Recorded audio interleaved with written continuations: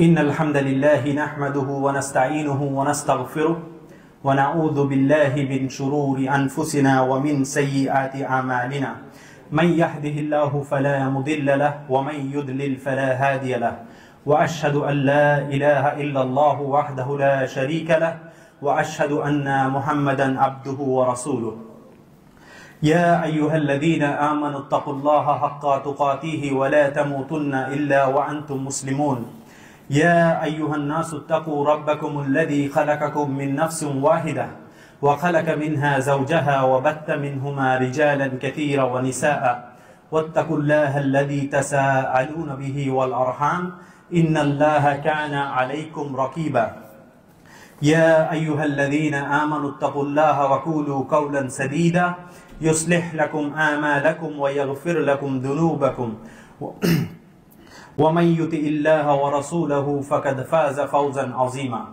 أما بعد فإن خير الحديث كتاب الله وخير الهدي هدي محمد صلى الله عليه وسلم وشر الأمور محدثاتها وكل محدثة بدعة وكل بدعة ضلالة وكل ضلالة في النار ربي شرح لي صدري ويسر لي أمري واحلل عقدة من لساني يفقه قولي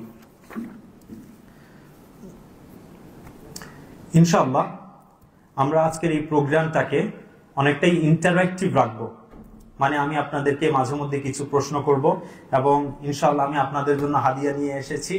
যারা প্রশ্নের উত্তর দিতে পারবেন ইনশাআল্লাহ আপনাদের জন্য হাদিয়া রয়েছে। তো আমার প্রথম প্রশ্ন দিয়ে আমি শুরু করছি এই প্রোগ্রামটি, যে আমি যে এতক্ষণ পর্যন্ত কিছু জিনিস পাঠ করলাম, এই জিনিসটাকে কি বলে? এটা একটি খুতবা ছিল, কিন্তু খুতবাটার নাম কি? খুতবাতুল হাজা। এখন আমি আপনাদেরকে বলবো যে হাত তুলুন যে কার এই খুতবাটি মুখস্থ আছে, ইমামগণ ছাড়া। পুরোটুকু? আচ্ছা, অসুবিধা নেই। তো মজার বিষয় হচ্ছে যে এই খুতবাটি আমরা কিন্তু কমসে কম আমরা যারা নিজেদেরকে সহি আকীদার সালাফি বা আহলুল হাদিস বলে দাবি করি, আমাদের সকল মসজিদগুলোতে খুতবার পূর্বে কিন্তু এই খুতবাতুল হাজাটা দিয়েই কিন্তু শুরু করা হয়। কিন্তু তারপরও আমরা এখনই দেখতে পেলাম যে কারোই এই খুতবাটা ঠিকভাবে মুখস্থ নেই। সহি ইবনু মাজাতে আব্দুল্লাহ ইবনু মাসউদ রাদিয়াল্লাহু আনহু তিনি বর্ণনা করেন যে রাসূলুল্লাহ সাল্লাল্লাহু আলাইহি ওয়াসাল্লাম আমাদেরকে সালাতের খুতবা এবং প্রয়োজনীয় খুতবা শিক্ষা দিতেন। এখন আপনাদের কাছে আমার দ্বিতীয় প্রশ্ন, এই সালাতের খুতবা আবার কোনটি? না,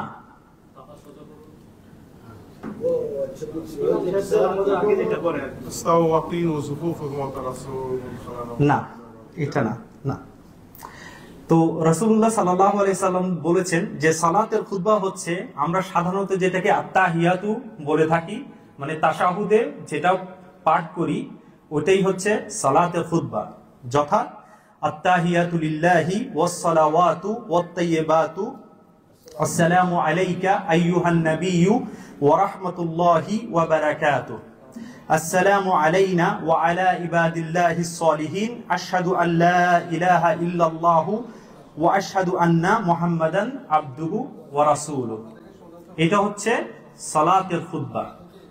এবং প্রয়োজনীয়তার খুতবা কি, যেটা আমি আমার বক্তব্যের শুরুতে বা আমাদের ইমামগণ যেটা সাধারণত পাঠ করে থাকেন, এটাকেই প্রয়োজনীয়তার খুতবা বা খুতবাতুল হাজা বলা হয়। রাসূলুল্লাহ সাল্লাল্লাহু আলাইহি সাল্লাম তার যখনই তিনি কোনো বক্তব্য দিতেন বা কিছু করতেন, তার পূর্বে তিনি এই খুতবাটি পাঠ করতেন। এবং এই খুতবাটি এতটাই গুরুত্বপূর্ণ যে এই খুতবার উপরেই আলেমগণ বিভিন্ন বই রচনা করেছেন, সেটার তাহকিকের উপরে, তাখরিজের উপরে এবং ব্যাখ্যার উপরেও।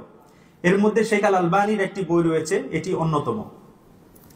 তো এই খুতবাটি নিঃসন্দেহে একটি গুরুত্বপূর্ণ খুতবা। তো আমি আপনাদের সবাইকে আর্জ করব এবং রিকোয়েস্ট করব আপনারা সকলেই যেন এই খুতবাটি নিজেরা আগে মুখস্থ করেন, বুঝেন, তারপরে আপনাদের ছেলে মেয়ে এবং আত্মীয় স্বজনদেরকেও এই খুতবাটি বুঝানোর এবং শিখানোর চেষ্টা করবেন। আমরা এই খুতবাটি প্রতিনিয়ত শুনে থাকার পরেও আমরা কিন্তু অনেকেই এই খুতবাটির অর্থ বুঝি না। তো আজকে আমাদের এই বক্তব্যের টপিক হচ্ছে সত্যের সন্ধানে কিছু মানুষ। কিন্তু আমি এই খুতবা নিয়ে এত কথার কথা বকবক করছি কেন? কারণ এই খুতবাতে যা পাঠ করেছি সেটা কিন্তু আমাদের বাকি যে বক্তব্য রয়েছে সেটার সাথে অনেক জড়িত এবং ইন্টারকানেক্টেড, আমরা সেটা দেখতে পাবো ইনশাআল্লাহ। তো এই খুতবাটা আমরা শুনছি, প্রতিনিয়ত শুনছি, তারপরেও এই খুতবাটা আমাদের মধ্যে তেমন কোনো ধরনের ইফেক্ট ফেলছে না। এটার কারণটা কি? কারণ আমরা এর অর্থ বুঝি না, বা আমরা আরবি ভাষা বা তার যেই অলংকার সেটা বুঝি না। এই জন্য দিমাদ নামক একজন ব্যক্তি তিনি মক্কায় আসেন এবং তিনি বেশ জনপ্রিয় ছিলেন একজন রাকি হিসেবে। তিনি মানুষের উপর ঝাড়ফুঁক করতেন, চিকিৎসা করতেন, সাধারণত সেই সকল রোগের জন্য যেগুলোকে তারা বলতো যে লোকের বাতাস লেগেছে, মানে হচ্ছে তাকে বদজিনে আসর করেছে, জিনে ধরেছে, বা সে পাগল হয়ে গিয়েছে, এরকম রোগের সে ঝাড়ফুঁক করত এবং সে মানুষের চিকিৎসা করত। তো মক্কায় অবস্থানকালে দিমাদ সে কিছু মক্কার ইডিয়েট টাইপের লোকদের কাছে শুনতে পেল যে তারা বলছে যে মুহাম্মদ তো পাগল হয়ে গিয়েছে, নাউযুবিল্লাহ। এটা হচ্ছে যখন রাসূলুল্লাহ যখন তার দাওয়াতি কাজ শুরু করলেন তখনকার অবস্থা, একেবারে যে কি বলছে যে মুহাম্মদ তো পাগল হয়ে গিয়েছে, তাকে মনে হয় জিনে তিনে ধরেছে, জাদু হয়েছে তার উপরে, নাউযুবিল্লাহ। তো দিমাদ সে এই কথাটি শুনে সে নিজে নিজে ভাবলো, ইস, যদি এই ব্যক্তিটার সাথে আমার দেখা হতো তাহলে হয়তোবা আল্লাহ যদি চাইতেন আমার মাধ্যমে তার আরোগ্য হতো, হয়তোবা আমার হাতে তার চিকিৎসা হয়ে যেত। তো তারপরে দিমাদ রাসূলুল্লাহ সাল্লাল্লাহু আলাইহি সাল্লামের সাথে তার দেখা হয় এবং তিনি রাসূলুল্লাহ সাল্লাল্লাহু আলাইহি সাল্লামকে গিয়ে বলছেন যে, হে মুহাম্মদ সাল্লাল্লাহু আলাইহি ওয়াসাল্লাম, আপনি চিন্তা করেন না, আমি এই সকল রোগের চিকিৎসা করে থাকি। মানে বুঝাচ্ছে যে আপনাকে যে জিনে ধরেছে বা আপনি উন্মাদ বা পাগলামি আছে, আমি এগুলোর চিকিৎসা করে থাকি, আপনি টেনশন করেন না। তো এবং দিমাদের একটা জিনিস যেটা ভালো যে সে মুসলিম নয়, কিন্তু সে কথার সাথে বলছে যে কি আল্লাহ যদি চাহেন তাহলে হয়তোবা আমার মাধ্যমে বা আমার হাতে আপনার চিকিৎসা হয়ে যেতে পারে। তো আপনি কি চান যে আমি আপনার উপরে চিকিৎসা করি বা ঝাড়ফুঁক করি? এই কথা শুনে রাসূলুল্লাহ সাল্লাল্লাহু আলাইহি ওয়াসাল্লাম দিমাদকে জবাবে বললেন, ইন্নাল হামদালিল্লাহ নাহমাদুহু ওয়া নাস্তাঈনুহু ওয়া নাস্তাগফিরুহু ওয়া নাউযু বিল্লাহি মিন শুরুরি আনফুসিনা ওয়া মিন সাইয়্যিআতি আমালিনা মান ইয়াহদিহিল্লাহু ফালা মুদিল্লা লাহু ওয়া মান ইউদ্লিল ফালা হাদিয়া লাহু ওয়া আশহাদু আল লা ইলাহা ইল্লাল্লাহু ওয়াহদাহু লা শারীকা লাহু ওয়া আশহাদু আন্না মুহাম্মাদান আবদুহু ওয়া রাসূলুহু। ইন্নাল হামদালিল্লাহ, নিঃসন্দেহে সকল প্রশংসা শুধুমাত্র আল্লাহ সুবহানাহু ওয়া তাআলার জন্য। নাহমাদুহু, আমরা তার প্রশংসা করি। ওয়া নাস্তাঈনুহু, এবং আমরা তার নিকট সাহায্য কামনা করি। ওয়া নাস্তাগফিরুহু, এবং আমরা তার কাছে ক্ষমা প্রার্থনা করি। ওয়া নাউযু বিল্লাহি মিন শুরুরি আনফুসিনা, এবং আমরা আল্লাহ সুবহানাহু ওয়া তাআলার কাছে আমাদের অন্তরের, আমাদের প্রবৃত্তির অনিষ্ট থেকে আশ্রয় প্রার্থনা করি। ওয়া মিন সাইয়্যিআতি আমালিনা, এবং আমরা আল্লাহ সুবহানাহু ওয়া তাআলার কাছে আমাদের কাজকর্মের অনিষ্ট থেকে আশ্রয় প্রার্থনা করি।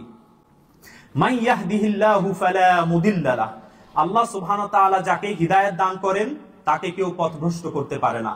ওয়া মান ইউদ্লিল ফালা হাদিয়া লাহু, এবং যাকে আল্লাহ সুবহানাহু ওয়া তাআলা পথভ্রষ্ট করেন তাকে কেউ হিদায়াত দিতে পারে না। ওয়া আশহাদু আল্লা ইলাহা ইল্লাল্লাহু ওয়াহদাহু লা শারীকা লাহু, এবং আমি সাক্ষ্য দিচ্ছি যে আল্লাহ সুবহানাহু ওয়া তাআলা ব্যতীত প্রকৃত সত্য কোনো উপাস্য নেই, তিনি এক, তার কোনো শরীক নেই। ওয়া আশহাদু আন্না মুহাম্মাদান আবদুহু ওয়া রাসূলুহু, এবং আমি এও সাক্ষ্য দিচ্ছি যে আমি মুহাম্মদ সাল্লাল্লাহু আলাইহি ওয়াসাল্লাম তার বান্দা এবং রাসূল। দিমাদ যখন রাসূলুল্লাহর মুখে এই বাক্যগুলো শুনলেন তিনি সাথে সাথে বিমোহিত হয়ে গেলেন, তার উপরে অদ্ভুত ধরনের একটা ইফেক্ট বিস্তার করলো। তখন দিমাদ প্রশ্ন করে যে আপনি যে বাক্যগুলো এখন পাঠ করেছেন, আপনি এগুলা আবার পাঠ করুন, আমাকে আবার শোনান। তখন রাসূলুল্লাহ সাল্লাল্লাহু আলাইহি সাল্লাম তাকে এই খুতবাটি পুনরায় পাঠ করে। তখন দিমাদ আবার বলে, আমাকে আবার শোনান। তখন রাসূলুল্লাহ সাল্লাল্লাহু আলাইহি সাল্লাম এইভাবে তাকে 3 বার এই খুতবাটি পাঠ করে শোনায়। তখন দিমাদ বলে যে আমি অনেক জ্যোতিষী, জাদুকর ও কবিদের কথা শুনেছি, কিন্তু আপনার এই কথাগুলোর মতো কথা আমি পূর্বে আর কখনো শুনিনি। এসব কথা যেন ভাষার সৌন্দর্যের অতল গভীরে পৌঁছে গিয়েছে। এরপর তিনি বলেন, দিমাদ আমাকে আপনার হাত দিন, আমি আপনার হাতে ইসলাম গ্রহণ করতে চাই। তখন রাসূলুল্লাহ সাল্লাল্লাহু আলাইহি সাল্লাম তার হাত দিলেন এবং দিমাদ ইসলাম গ্রহণ করে। সুবহানাল্লাহ। এই যে খুতবাটি, মানে যেটা গুরুত্ব বুঝাতে গিয়ে আমি এই কথাগুলো বলছি, আমরা কিন্তু প্রতিনিয়ত শুনছি। এখানেও প্রত্যেক শুক্রবারে হালাকা হয়, হালাকাতে হয়তো বা শাইখরা এই খুতবাটি পাঠ করেন, কিন্তু আমাদের মধ্যে কি এরকম ইফেক্ট পড়ে, এরকম তাসির হয়? কারণ কি? আমরা অর্থ জানি না, বুঝি না বা ব্যাখ্যা জানি না।